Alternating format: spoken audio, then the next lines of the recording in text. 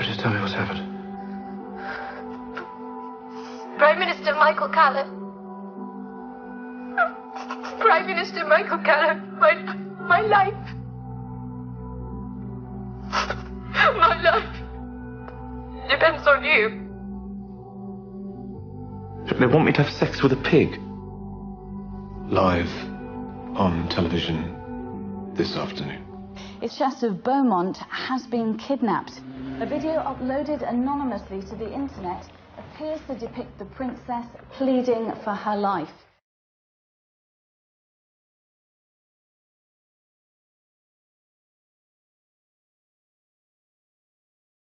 Everyone's laughing at us. You don't know that. I know people. We love humiliation.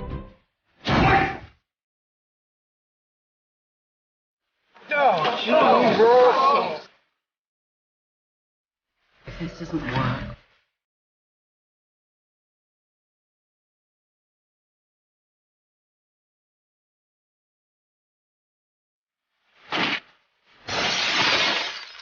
Where are you?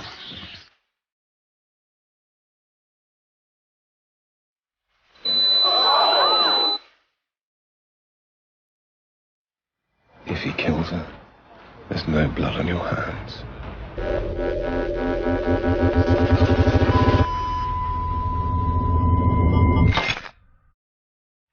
Sa first episode ng first season ng Black Mirror is yung national anthem wherein yung princess ng UK ay kinidnap and ang inihinging ransom ay yung prime minister to do with a certain act sa pig, which is para sa akin at dun sa mga population ng UK dun sa episode ay immoral masyado. Kung titignan, the team of prime minister, they tried to trace naman kung sino yung kidnapper para hindi na niya gawin yung act para pag-negotiate na lang for the safety of princess.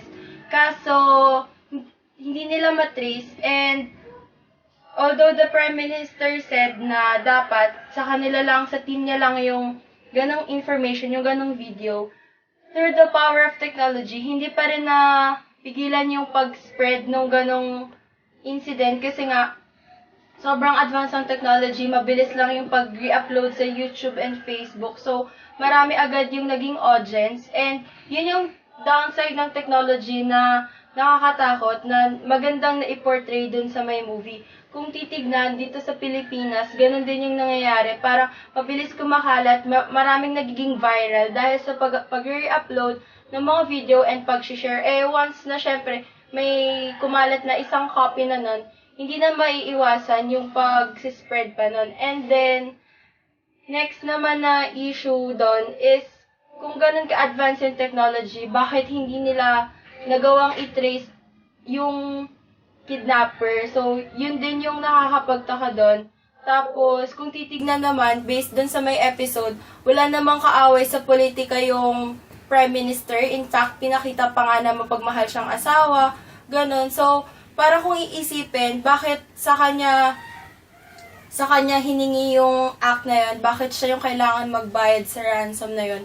Kung titignan, may galit ba sa kanya yung family, yung royal family. Pero, yun nga, pagdating, syempre, monarchy, politika pa din, edi, yung mas nakakataas pa rin yung sinunod niya, since yung queen nag-ask ng favor sa kanya to do everything for the safety of the princess, he had no choice but to submit to the demands of the kidnapper para, syempre, dun sa princess, mas, para sa kanila, mas importante yung buhay nun kasi part yun ng royal family.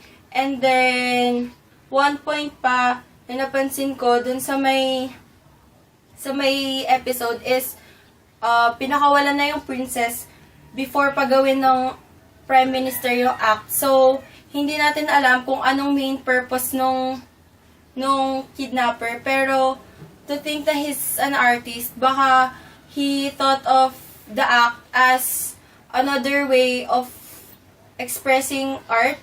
Kasi parang masyadong modern kasi 'di ba para kung titignan, parang it deals with one's principle kung paano titignan, kung immoral ba 'yon or as another form of art. And then nahati din yung mga tao parang nasa kanila din kung iisipin nila yung act as tama ba or hindi. So, yung episode itself, parang kino-question niya yung thinking natin ng tama ba or mali, pati yung view natin sa art and sa technology. Yun. After I watched the episode of Black Mirror's national anthem, there is a huge outbreak of what we call catastrophe. And in the first scene, makikita natin na yung Prime Minister is watching a video na kung saan yung princess is being kidnapped. At yung princess ay nagsabi ng bagay na dapat gawin ng Prime Minister to save her life. Kaso, hindi ganun kadaling gawin yung bagay na yun kasi kahit sinong tao parang magiging miserable yung buhay nila kapag ginawa nila yung bagay na yun. And yun ay isang live video. So, and yung video na yun is being uploaded in a website na nakita ng maraming tao at ganun pinadelete ito ng Prime Minister. Kaso dahil yung technology is being capable of using by us na marami itong nagagawa, kaya ganun kadali yung pag-spread nito, hindi lamang sa limited place kundi around the world. And gumawa sila ng maraming paraan to save not just the princess life but all the lives of both of them. So gagawa sila ng video na i-edit na kung saan ginawa nga ng Prime Minister yung bagay na yon. Kaso ganun din kadaling nalaman ng kidnapper na that they are cheating, kaya tinigil nila ang bagay na yon. Another thing is yung squad, nagkaroon sila nakanap sila ng place na yun yung pinangyarihan nung crime. Kaso hindi yun yung princess at isa lang yun na manikin. And yung isang newscaster na nag-video doon, kaso nahuli din siya kaya sinira yung cellphone niya. Another thing is that dun sa pinadala ng kidnapper sa mga newscaster na yung finger na may ring ng princess. Kaya parang yun yung ginawang panakot na kung saan dapat gawin na talaga ng Prime Minister yung bagay na yun para masave na yung princess. And in the end, maraming taong natuwa na dahil gagawin na ng Prime Minister. And kaso and marami din yung comments na dumating. Kaso nung ginawa talaga ng Prime Minister, biglang nagbago yung mga mukha ng tao na kung saan parang naawa sila. And yung pinaka-end doon na nag-suicide yung kidnapper, and pinakita yung kamay niya na nawala na yung isang finger na kung saan yun yung finger na ginamit dun sa yung ginawang panako, yung pinadala niya. Hindi yun sa princess. And nakita natin na yung princess is nakalayahan na habang ginagawa ng Prime Minister yung bagay na yun. Tapos sa huli, naging maayos after year, naging maayos yung buhay ng princess. And yung Prime Minister nakita ng mga tao sa social media, internet, or ano na okay sila ng asawa niya, pero doon pumasok na sila sa bahay, hindi na maayos yung relationship nila.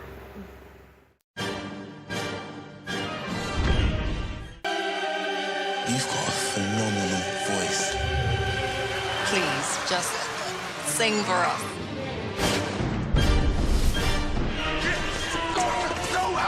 Powering that spotlight. Millions of people, that's who. All of them out there right now.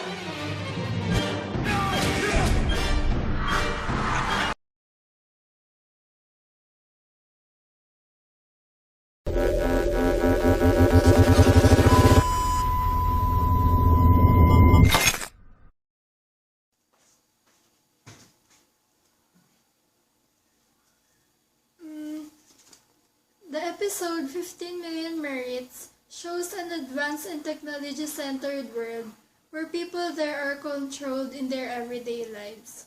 It seems that the government strictly make them cycle on their bikes to earn merits. It illustrates the idea of fascism, where the citizens' democratic rights are not given and oppositions are suppressed. On the story, the people there may live their slave-like world by joining the talent show, but this means they should also meet the standard of the judges. If not, they offer them inhumane jobs, and they would be forced to agree because they were made to take the drinks with drugs. I can also say that there is also a problem with the citizens. They just do what they are told to do. They just agree even if it's not good for them. This is what the main character in The Girl He Likes did. When he expresses himself about how unfair the system is and how heartless people are, the judges offered him a job where he can rat all he wants instead of realizing the truth on what he said. And the main character, instead of fighting for what he believes in, he just agrees and do what he is told to do. He just humiliated himself. For me, the episode shows more than just how people there became too much dependent on technology. It also shows how the obese or fat people are viewed in the society, people making fun of them, doubting their skills and enslaving them. It also shows how women are being oppressed rather, belittling them and use them as sex objects. That's all. Hi! So, 5 million merits implies that the society can outrun our own choices and definitely manipulate our lives to the point that we'll get used to that way of living. The action point here is it can lock us up in small rooms, digital friends, limit our potentials, and obliges us to work or tire ourselves in order to meet our basic needs in a daily basis. So, which we have firmly complied with. I mean, we're humans. How could someone let himself or herself die, right? So we exist to survive, but we differ in our will to survive. Although that's the idea of surviving. We can buy the things we need and buy the things we want, but care and genuine affection are not the easiest things to find. They are rare and often taken for granted by many. Too bad that's the actual situation of our society right now. So I also observed the mere involvement of capitalism in the movie, wherein media is a tool for capitalism, because it makes people believe in false hopes that one day they'll live in luxury, that they'll find benefit in investments, that someday they'll become stars and famous celebrities, where in fact we are the same people living in the same ground. It just lets people chase for the things that, well, for sure will give them satisfaction for a short period of time, but too far-fetched from their reality. Another thing is how we see people, but just like dividing them like some sort of books in a bookstore, where the rolling ones appear to be placed on the back or on the sides, and new arrivals or the good-looking ones are placed in front. It's the same with humans. Individuals with bad shape, unpleasant looks, people living on the street begging for alms. Most people tend to see them as rats or stray cats, so they can easily shove them away and treat them as some sort of trash, garbage. On the other hand, beauties and wealthy clans are posted on billboards, subject in magazines, and being featured on TVs. People look up to them as gods and idols. How ironic that they are basically the same as them when they're outside the camera. We're the ones labeling ourselves. That's it. So true beauty is found deep within, and that's the one worth looking and keeping for. Fill your gaps with genuine happiness and expand your horizons, because one day we'll all be lying in our deathbeds, because that's our final destination. Because honestly, up until now, I still keep on asking myself, what have I been living for all this time? Well, Even though we are not worth remembering, at least we did something special to be proud of while we're still alive. Not everyone needs an award or a statue of greatness to gain appreciation from others. Sometimes the simple things from a person can change or move another person's life. Just be who you really are and don't let the society or anyone by any means build walls around you. Just be who you are. Be proud of it. That's it.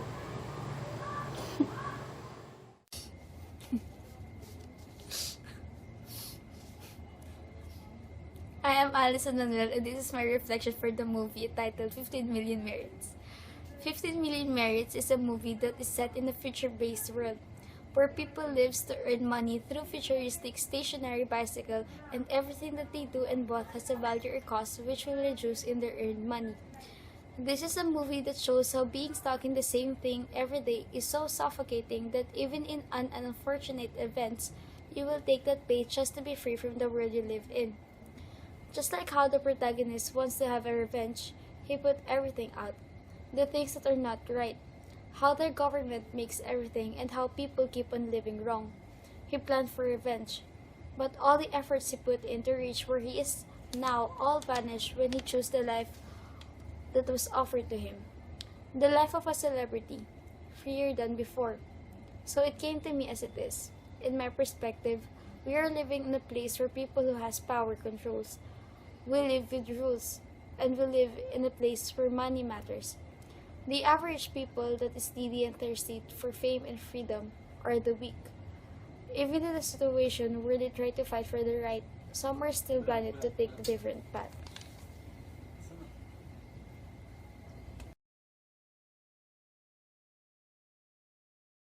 I know he's dead, but I can sign you up to something that helps.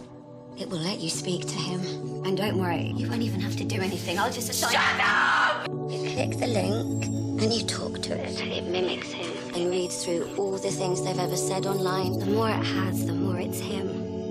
So, how am I sounding? You sound just like him. This might sound a bit creepy. There's another level to this available. Starting already. Don't put the bastard on my tongue.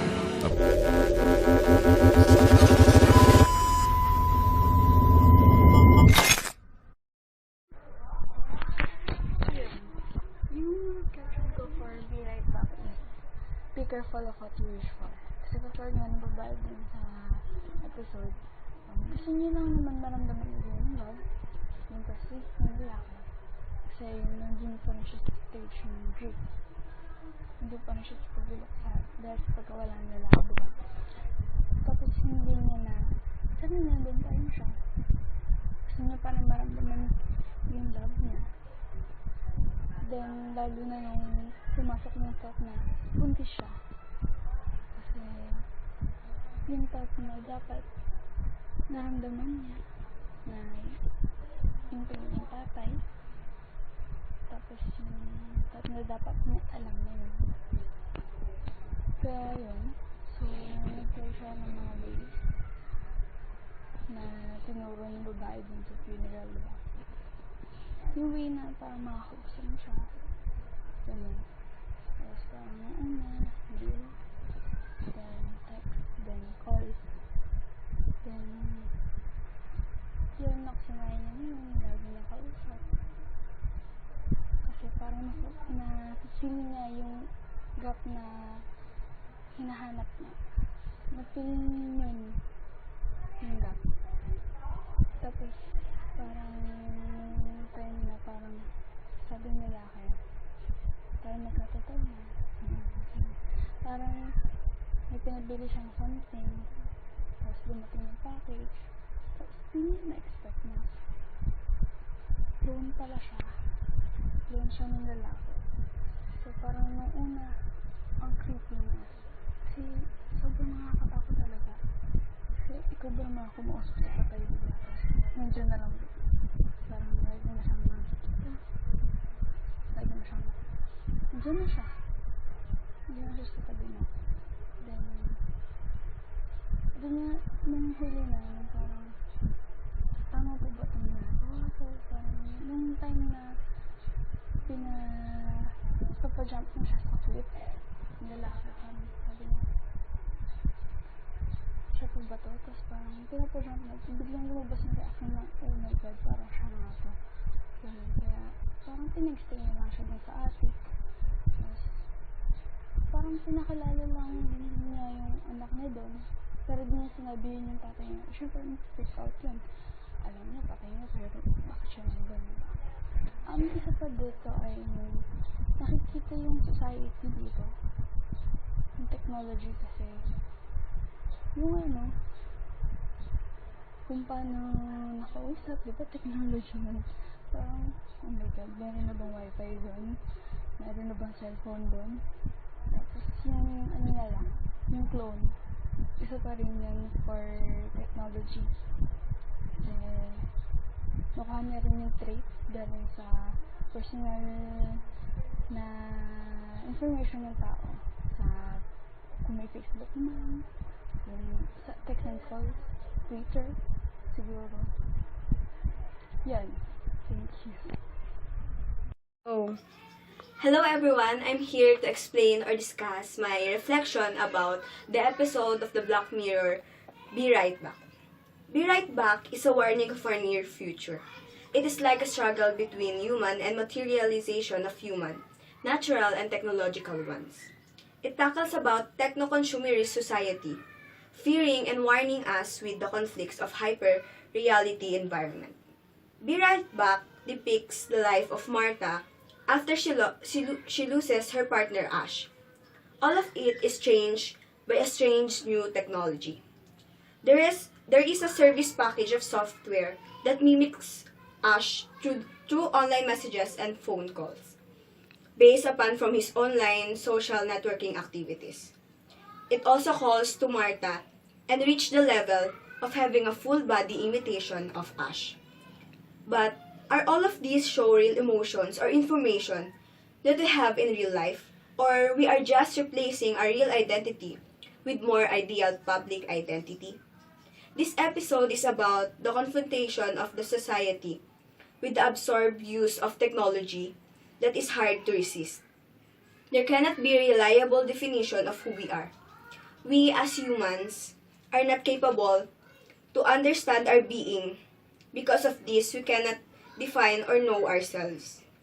It means that technology cannot exactly copy a human being by using data of this person. Immortality is something that shouldn't have given to humans, I think. We shouldn't manipulate or be blind to our weak side to be able to live in more comfort. We should also live in our emotions and see that there is nothing to be afraid of being human. Death is inevitable, and in some sense, it creates meaning in our lives. Social media does not need to be a pool of sufferings or raw of emotions, but it can only be a substitute for actual relationships or human interaction. It can never replace them. Technology can bridge many gaps, but it cannot bridge the gap for personal intimacy or friendship. Be Right Back works to show the ways in which the selves that we construct on social media are not the same and can't replicate what makes physical selves special. There are flaws that we do not like to imagine ourselves, but they are part of what makes us who we are. Kanya?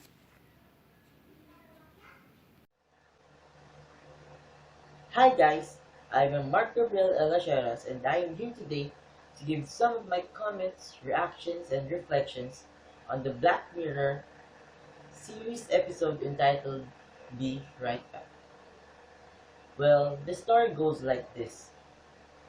There was a couple that lives in a house near the forest. One day, when the husband is running errands and was driving, he was hit by another car, resulting to his death. The wife became depressed, and while she was still mourning, a friend of hers recommended a certain experimental program in which she says that the wife can still talk to his husband. She didn't believe it at first, but when she tried it, she was delighted. She took it for a miracle. She felt that she had a shoulder to cry on and to help her move on. But it was the other thing around. The more that she clung to the experimental program, the more she got addicted to it. Until the program advised her to clone her husband. And they did all sorts of things. Until the end, she even kept the clone hidden in their attic and lets her daughter see her dad's clone on her birthdays. It was a bit scary at first because she was talking to an advanced technology which has artificial intelligence, and she really believes in the experimental program, and it also advised her to clone her husband, which definitely scared me because it is, well, in other series it shows the abomination of artificial intelligence or other machines in the world, so kinda scary. And I also feel disgust, especially when the wife and the clone are making out. It was rather a horrible sight, but on the second thought, when you think of the message of the episode, the scenes cannot be impossible. People want to be happy and can do anything and everything just to attain it. It showed the desperation of the wife to have a shoulder to cry on and the father to her baby in her stomach. She needed someone to lean on, and she tried the experimental program, but then when she cloned her husband, she was confused because she thought that the program would be perfect and the clone would have her husband's emotions. But then she got it all wrong, for the program was still in its experimental stages.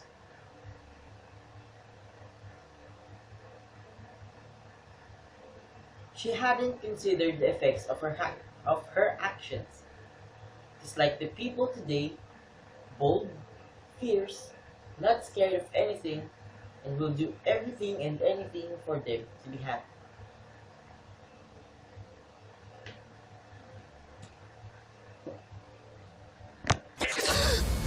You know who I am? I can't remember who I am. There was a signal. They just appeared on every TV, every computer, anything with a screen. Help me, it's not good! What's wrong with those people? Why aren't they helping us? Almost everybody became onlookers. Please help me! What are we gonna do? There's a signal. There's only one between us and the safe zone, and we're gonna knock it out. White Bear! There's something not right about White Bear. I remember now.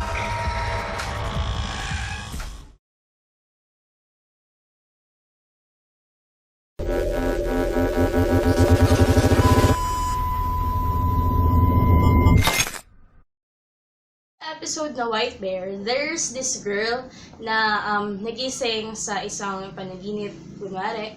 Tapos, pagkagising niya, hindi niya alam, may state of amnesia siya, hindi alam lahat ng nangyayari. So, lumabas siya. May mga tao doon sa compound nila, pero hindi niya alam kung bakit hindi siya tinutulungan, pero binibidyo lang siya. So, pag tinignan mo doon sa latter ng video, makikita mo na pinagplanuhan pala yung mga nangyayaring ganun. Dahil sa kwento, yung babae is may boyfriend siya and may kinidnap silang isang bata.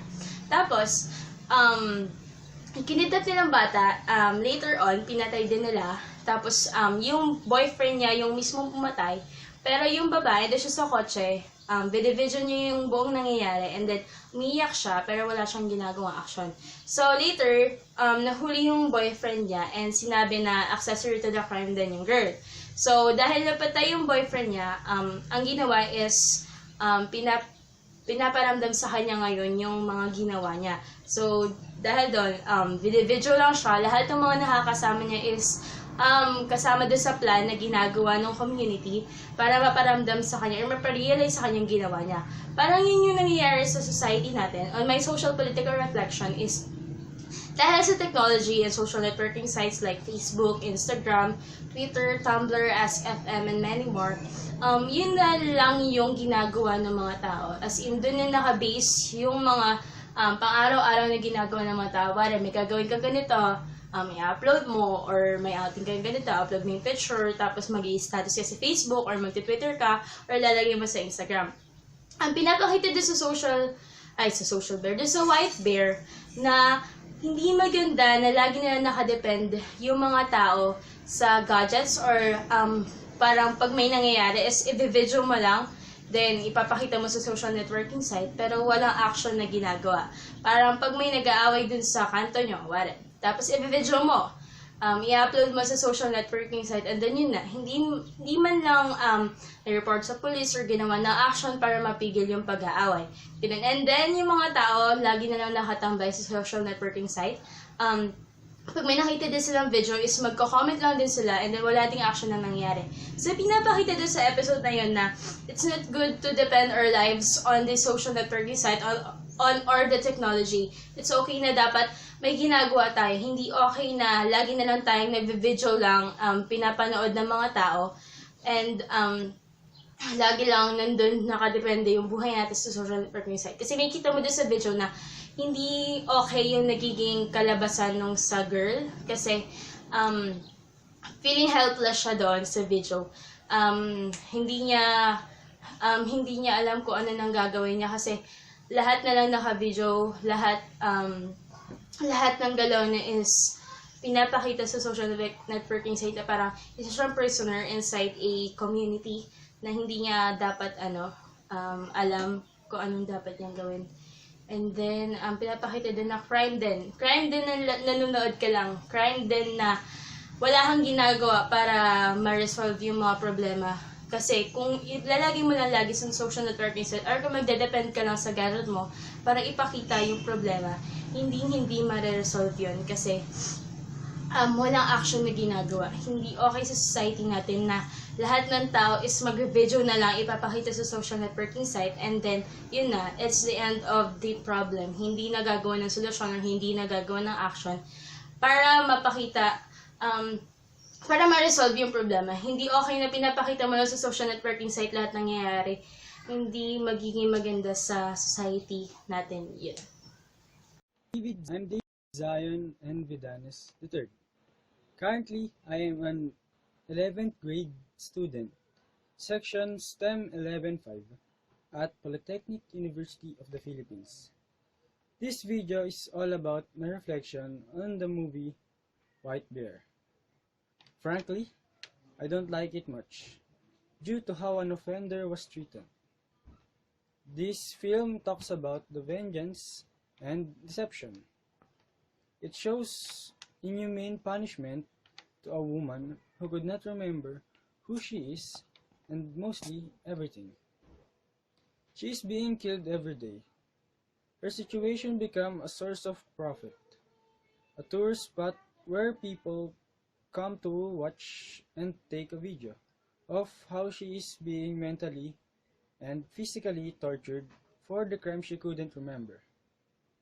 In this film, the woman that's being mentally tortured is perceived to be an assailant who kidnapped a young girl and murdered her while taking a video. This wasn't shown. I don't understand why the young girl is so nice to her. Did she and her fiancé kill her?